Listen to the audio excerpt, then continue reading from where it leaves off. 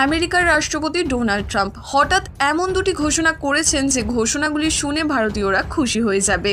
Donald Trump প্রথম ঘোষণা করেছে পিএম মোদি আর ভারতকে নিয়ে, আর দ্বিতীয় ঘোষণা শুনে গোটা ভারতবর্ষ ডোনাল্ড ট্রাম্পের প্রশংসা করবে।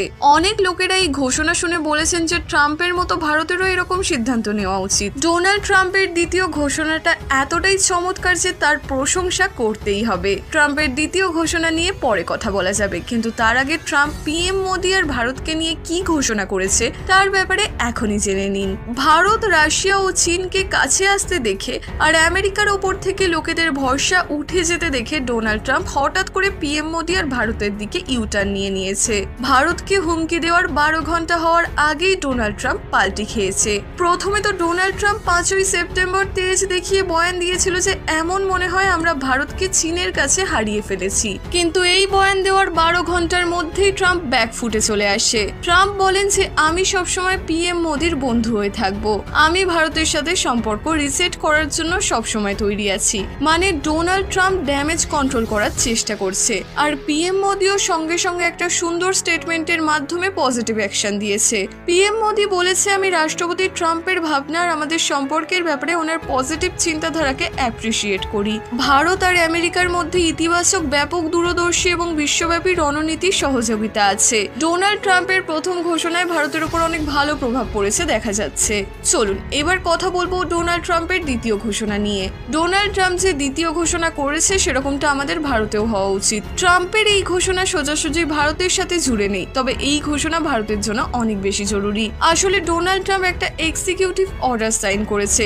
ডোনাল্ড ট্রাম্পের এক্সিকিউটিভ অর্ডারের মোতাবেক আমেরিকার পতাকা যারা জ্বালাবে তাদেরকে সঙ্গে সঙ্গে অ্যারেস্ট করা হবে, আর যদি কোনো ইমিগ্রেন্ট বা বিদেশি নাগরিক এরকম কাজ করে তাহলে তাদেরকে দেশ থেকে বের করে দেওয়ার কথা বলা হয়েছে। অর্থাৎ যে বা যারা আমেরিকার অপমান করবে, আমেরিকার পতাকা জ্বালাবে, তাকে সঙ্গে সঙ্গে গ্রেফতার করা হবে আর জেলে পাঠানো হবে। আর যদি বিদেশি বা ইমিগ্রেন্ট হয় তাহলে দেশ থেকে ঘাড় ধাক্কা মেরে বের করে দেওয়া হবে। যেভাবে ডোনাল্ড ট্রাম্প আমেরিকার সাথে বিশ্বাসঘাতকতা করা বিশ্বাসঘাতকদের পা ভাঙার ব্যবস্থা করছে, সেরকমটা ভারতেরও করা উচিত। বরং আমি তো এটাই বলবো, ভারতের আরো 10 পা আগে এগিয়ে কাজ করা উচিত। কারণ ভারতের একটা বড় জনসংখ্যার বর্গ সবসময় দেশের অপমান করে, ওদেরকে সবসময় শত্রুদের পাশে দাঁড়িয়ে থাকতে দেখা যায়। অবশ্য আমাদের ভারতের পতাকাকে নিয়ে আগে থেকেই আইন রয়েছে, তবে ভারতকে যারা ঘৃণা করে তারা পতাকা ছেড়ে অনেক আগে এগিয়ে গেছে।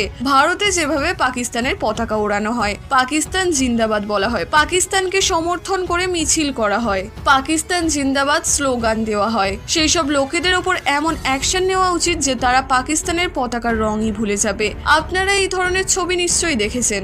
জম্মু কাশ্মীরের হজরত বল দরগাতে আসা লোকেদের ভিড়, হজরত বল দরগাতে থাকা শিলালিপির মধ্যে থাকা রাষ্ট্রীয় চিহ্ন অশোক স্তম্ভকে যেভাবে ভাঙা হয়েছে তা দেখে নিশ্চয়ই আপনাদের ডোনাল্ড ট্রাম্পের অর্ডারের কথা মনে পড়ছে।